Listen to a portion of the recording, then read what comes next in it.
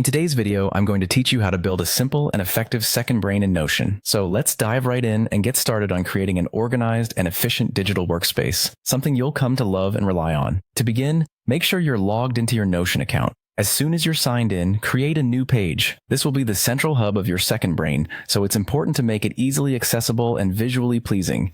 Click on the New Page button, and when asked, name this page Second Brain Dashboard. This is where all the magic will happen, and you'll be curating your most crucial information here. Next, within your Second Brain Dashboard, you'll want to structure your content by creating links or subpages for your core areas. Core areas might include categories such as personal projects, work tasks, learning resources, or any other segments that are crucial to your workflow.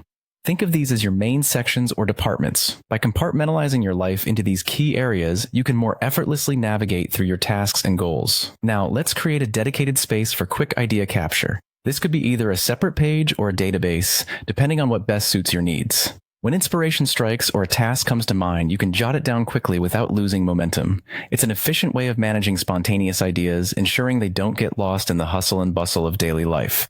Once you've set up your core areas and idea capture section, it's time to bring in a bit of structure.